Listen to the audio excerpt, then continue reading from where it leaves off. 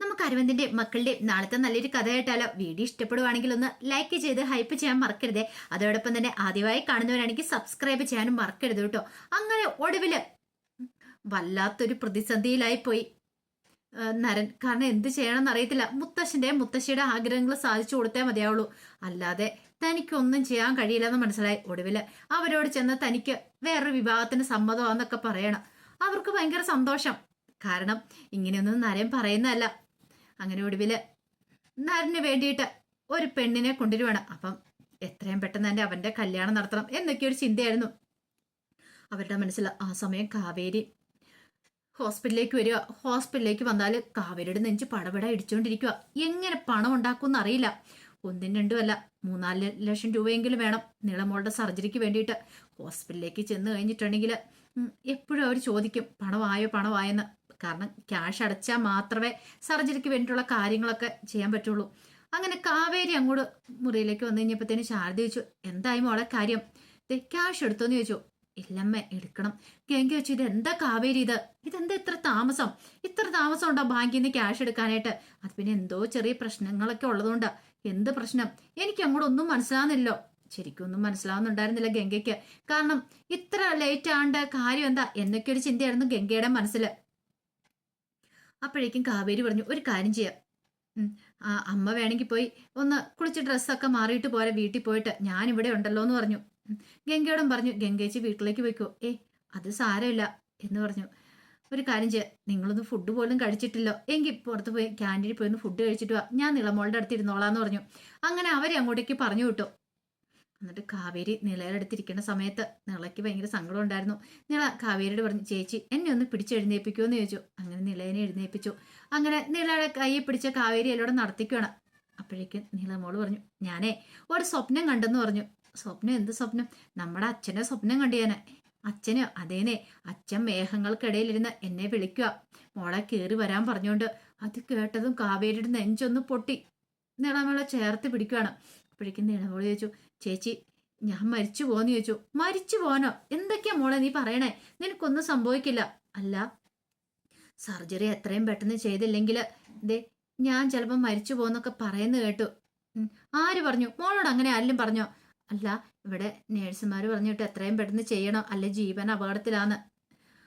എന്ത് ചെയ്യാൻ പറ്റും? വല്ലാത്തൊരു ഇടിപ്പ് നെഞ്ചിനകത്തുള്ള പോലെ കാവേരിക്ക് തോന്നുവാണ്. നീളമോളുടെ മുന്നിൽ എങ്ങനെ ഇനിയിപ്പോൾ കരയാതെ പിടിച്ചു നിൽക്കുമെന്നായിരുന്നു കാവേരിയുടെ അടുത്ത ചിന്ത. ഒരു വിധത്തിലെ കാവേരി അത് മറിച്ചു. പിന്നീട് ഒരു തമാശയൊക്കെ പറഞ്ഞ് നീളമോളെ ചിരിപ്പിക്കുകയാണ്. ആ നേഴ്സ് ചുമ്മാ പറയുന്നേ, അവരൊക്കെ പൈസ വാങ്ങിക്കാൻ വേണ്ടി ഹോസ്പിറ്റലുകാരല്ലേ, അങ്ങനെ പലതും പറയും, മോൾക്ക് അങ്ങനെ വലിയ പ്രശ്നങ്ങളൊന്നുമില്ല എന്നും പറഞ്ഞുകൊണ്ട് നീളമോളെ അവിടെ കൊണ്ടേ കിടത്തി. കുറച്ച് കഴിഞ്ഞപ്പോഴത്തേനും അവർ ക്യാൻറ്റീനിൽ നിന്ന് വന്നു കഴിഞ്ഞപ്പോൾ കാവേരി പറഞ്ഞു, എങ്കിൽ ഞാൻ ഇറങ്ങുക. അപ്പോഴേക്കും കെങ്ക പറഞ്ഞു, കാവേരി പൈസ പെട്ടെന്ന് തന്നെ കിട്ടുമോ നോക്കണം. ശരിയെന്ന് പറഞ്ഞു. അങ്ങനെ കാവേരി നേരെ റിസപ്ഷനിൽ ചെന്ന് അവരോട് കാര്യങ്ങൾ തിരക്കുവാണ്. അപ്പോഴേക്കും അവർ പറഞ്ഞു, പേയ്മെന്റ് അടയ്ക്കാതെ ഒന്നും നടക്കില്ല. ഇത് നിങ്ങളോട് എത്ര വട്ടം പറഞ്ഞു, നിങ്ങൾ ക്യാഷ് അടയ്ക്ക് എന്നല്ലേ പ്രൊസീജിയേഴ്സ് നടത്താൻ പറ്റുള്ളൂ. ഒടുവിൽ ഡോക്ടറെ കാണാൻ തന്നെ കാവേരി തീരുമാനിച്ചു. അങ്ങനെ ഡോക്ടറുടെ ക്യാബിനിലേക്ക് വന്നു. ഡോക്ടർ ചോദിച്ചു, നിങ്ങളിത് എന്ത് പരിപാടിയാണ് കാണിക്കുന്നേ? ആ കുട്ടിയുടെ കണ്ടീഷൻ വളരെ മോശമാണ്, നിങ്ങളോട് എത്ര വട്ടം പറഞ്ഞു, എന്നിട്ട് നിങ്ങൾ എന്താ ക്യാഷ് അടയ്ക്കാത്തെ? അല്ല ഡോക്ടറെ, അത് കുറച്ചുകൂടെ താമസമാണ് ഞങ്ങൾക്ക് ക്യാഷ് അടയ്ക്കണമെങ്കിൽ. എന്തേലും ആ കുട്ടിക്ക് സംഭവിച്ചു പോയിട്ട് പിന്നെ ഡോക്ടേഴ്സിന്റെ അനാസ്ഥയാണ് അല്ലെങ്കിൽ ഹോസ്പിറ്റലിന്റെ കുറ്റമാണെന്ന് പറഞ്ഞിട്ട് കാര്യമില്ല. ഞാൻ പറയാനുള്ള കാര്യങ്ങൾ വളരെ വ്യക്തമായിട്ട് പറഞ്ഞു കഴിഞ്ഞു. നിങ്ങൾ എത്രയും പെട്ടെന്ന് ക്യാഷ് അടയ്ക്കുവാണെങ്കിൽ അത്രയും പെട്ടെന്ന് സർജറി ചെയ്യാം. ഡോക്ടറെ ഒരു കുറച്ച് ലേറ്റ് ആയിട്ടുണ്ടെങ്കിൽ പറഞ്ഞല്ലോ, നിങ്ങൾ എത്രയും പെട്ടെന്ന് അതിന് ക്യാഷ് കൊണ്ട് അടയ്ക്കാം നോക്ക്. കാവേരി അവിടുന്ന് ആകെപ്പാടെ തകർന്ന മനസ്സോടെ ഇറങ്ങണേ. ആ എല്ലാ പ്രതീക്ഷകളും പോയിക്കൊണ്ടിരിക്കുക. നിളമോളുടെ സർജറിക്ക് എവിടുന്ന് പൈസ ഉണ്ടാക്കുമെന്ന് അറിയത്തില്ല. അതേ സമയത്ത് നരനെ കാണാൻ വേണ്ടിയിട്ട് പെൺവീട്ടുകാർ വരുന്നുണ്ട്. അങ്ങനെ അവർ കണ്ടു. അവർക്ക് നരനെ ഇഷ്ടപ്പെട്ടു. സംസാരിക്കുന്ന സമയത്ത് നരന് പെൺകുട്ടിയോട് അല്പം സംസാരിക്കാണ്ടെന്ന് അങ്ങനെ വിളിച്ചോണ്ട് പോവാണ്. മുത്തശ്ശിക്കും ടെൻഷൻ. അവർ പരസ്പരം നോക്കുകയാണ്, ഇനി ഇവൻ എന്തേലും പണി വെക്കുമോ എന്നൊരു ചിന്തയുണ്ടായിരുന്നു. അങ്ങനെ വിളിച്ചുകൊണ്ട് പോയിട്ട് അവരോട് സംസാരിക്കുന്ന സമയത്ത് നരൻ പറഞ്ഞു, അതെ കല്യാണമൊക്കെ ഓക്കെ, പക്ഷെ ഈ കുട്ടികളുണ്ടാകുന്ന അങ്ങനത്തെ പരിപാടിക്കുന്നു എന്നെ പ്രതീക്ഷിക്കണ്ടെന്ന് പറഞ്ഞു. ഒരു നിമിഷം അന്താളിപ്പോടി ഓടിയ പെൺകുട്ടി നോക്കുകയാണ്. അതെ, നമ്മൾ തമ്മിൽ ശരിക്കും ഒരു കരാർ മാരേജ്, അത്രയും ഞാൻ ഉദ്ദേശിക്കുന്നുള്ളൂ. കരാർ മാരേജോ? അതെ, കല്യാണം കഴിഞ്ഞാലും ഞാൻ ഇങ്ങനെയൊക്കെ തന്നെ ആയിരിക്കും. എനിക്കിങ്ങനെ തുടർന്ന് പോകാനാണ് ഇഷ്ടം. കാരണം ഞാനിപ്പോൾ ഒരു കല്യാണത്തിന് ഒട്ടും താല്പര്യപ്പെടുന്നില്ല. പിന്നെ എൻ്റെ മുത്തശ്ശിൻ്റെ ആഗ്രഹപ്രകാരം മാത്രമാണ്. നിനക്ക് വേണമെങ്കിൽ പഠിക്കാൻ പോവോ എന്ത് വേണം ചെയ്യാം. പക്ഷെ നമ്മൾ തമ്മിലൊരു ഭാര്യ ഭർത്തൃ ബന്ധമൊന്നും ഉണ്ടാകത്തില്ല. ഒരു കുഞ്ഞെന്ന സ്വപ്നമായിട്ട് എൻ്റെ ജീവിതത്തിലേക്ക് കടന്നു വരില്ല. അങ്ങനെ കുറെ നിബന്ധനകളും കാര്യങ്ങളൊക്കെ എനിക്കുണ്ടെന്ന് പറഞ്ഞു. ഏതേലും പെൺകുട്ടികൾ സമ്മതിക്കുന്ന കാര്യമാണോ അത്? ഇങ്ങനെ എന്തെങ്കിലും ഉണ്ടെങ്കിൽ എൻ്റെ ജീവിതത്തിലേക്ക് വന്നാൽ മതി എന്ന് പറഞ്ഞു.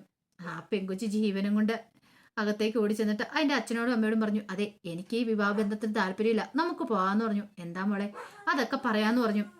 പിന്നീട് മുത്തശ്ശിയുടെ അടുത്ത് എന്നിട്ട് പറഞ്ഞു, നിങ്ങളുടെ കൊച്ചുമോനെ വേറെ കല്യാണം ആലോചിച്ചോ, എന്നെ കൊണ്ട് പറ്റില്ല എന്ന് പറഞ്ഞു. അവരും കൂടെ ഇറങ്ങിപ്പോയി കഴിഞ്ഞപ്പം ഗായത്രി വെച്ച്, എടാ എന്താടാ നീ എന്താ പറഞ്ഞ പെങ്കൊച്ചിനോട്? നീ ഒന്നും പറയാതെ ദേ അവളുടെ അച്ഛനും അമ്മയും വിളിച്ചോണ്ട് പോകത്തില്ലോ. ഞാൻ പ്രത്യേകിച്ചൊന്നും പറഞ്ഞില്ല. എനിക്കറിയാം നിനക്ക് ഈ കല്യാണത്തിന് സമ്മതമല്ലല്ലേ. മുത്തശ്ശനും മുത്തശ്ശിയൊക്കെ ഇപ്പൊ സങ്കടമായി. അവര് അകത്തേക്ക് അങ്ങോട്ട് കയറിപ്പോയി. ഭയങ്കര വിഷമായിപ്പോയി. അങ്ങനെ അകത്ത് പോയിരുന്ന അംബിക മുത്തശ്ശി കരയുവാണ്. ഞാൻ പ്രതീക്ഷിച്ചു അവന് മാറ്റം ഉണ്ടായിരിക്കുമെന്ന്. അവൻ നന്നാവുന്ന കരുതിയത്. പക്ഷെ ഒരു കാര്യം ഉറപ്പായി, ഈ ജന്മത്തിൽ അവൻ നന്നാവും തോന്നില്ല. അത് കേട്ടപ്പം രഘുവരൻ പറഞ്ഞു, ഇനിയിപ്പോൾ എന്ത് ചെയ്യും അംബിക? നമ്മൾ പറയുന്നൊക്കെ വെറുതെ ആയി പോകുന്നുണ്ടല്ലോ. അതെ, എൻ്റെ എല്ലാ പ്രതീക്ഷയും തകർന്നു. അവൻ സമ്മതം പറഞ്ഞപ്പോൾ ഞാൻ ഓർത്തു അവൻ സന്തോഷത്തോട് കൂടിയിട്ടാ പറയണെന്ന്. പക്ഷെ ഇപ്പോഴും എനിക്കൊരു കാര്യം മനസ്സിലായി, ഈ ജന്മത്തിൽ അത് ഉണ്ടാകത്തില്ലെന്ന്. അല്ലെങ്കിലും അവൻ ഇനി ഒരു ബന്ധത്തിന് സമ്മതിക്കുമെന്ന് തോന്നില്ല.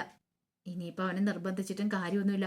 മുത്തശ്ശിക്ക് ഭയങ്കര വിഷമായി. മുത്തശ്ശി ഇങ്ങനെ നെഞ്ചത്ത് കൈവച്ച് കഴിഞ്ഞപ്പോഴത്തേനും രഘുവരൻ ചോദിച്ചു, എന്താ അംബിക എന്താന്ന് ചോദിച്ചു. എന്തോ ഒരു വേദന. രഘുവരന് ഭയങ്കര ടെൻഷനായി. അപ്പോഴേക്കും ഗായത്രി ഓടി വന്നു. ആ സമയത്ത് നരൻ അങ്ങോട്ട് വന്നപ്പോൾ നരനോട് പറഞ്ഞു, ഇപ്പം നിനക്ക് സമാധാനമായല്ലോ.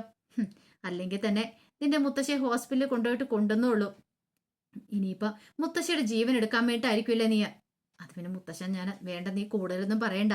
എടാ ഈ പ്രായമായ ഞങ്ങള് നിന്നോടൊരു കാര്യമല്ലേ ആവശ്യപ്പെട്ടുള്ളൂ, നിന്റെ കല്യാണം. അതാ ഞങ്ങൾ ആഗ്രഹിക്കുന്ന ഒരു തെറ്റാണോ? നീ തന്നെ ഒന്ന് ആലോചിച്ച് നോക്ക്. ഞങ്ങള് വയസ്സും പ്രായം ഇരിക്കുന്ന ആൾക്കാരാ. എപ്പോഴാ ഞങ്ങൾക്ക് എന്തെങ്കിലും സംഭവിക്കുമെന്ന് പറയാൻ പറ്റില്ല. അപ്പം ഞങ്ങളുടെ ചിലപ്പോൾ നീ നോക്കിയപ്പോൾ വിവരമില്ലായ്മയായിരിക്കും. ആയിക്കോട്ടെ, എന്നാലും ഞങ്ങളുടെ ആഗ്രഹം അത്.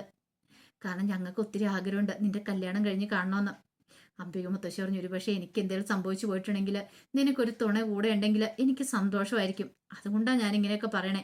അത് പക്ഷേ ഇനി ഉണ്ടാവില്ലെന്ന് മനസ്സിലായി. വേണ്ട, നീ കല്യാണം കഴിക്കണ്ട. ഇങ്ങനെ കിടന്ന് മരിക്കാനായിരിക്കും എൻ്റെ വിധി. അതൊക്കെ പറഞ്ഞ് അംബിക മുത്തശ്ശി കരയുമ്പോഴത്തേനും നരും പുറത്തേക്ക് ഇറങ്ങിപ്പോയി. ഗായത്രി പിന്നാലെ എന്നിട്ട് പറഞ്ഞു, എടാ കണ്ടില്ലേ അവരെത്രമാത്രം വേദനിക്കുന്നുണ്ടെന്ന് നിനക്കറിയാലോ.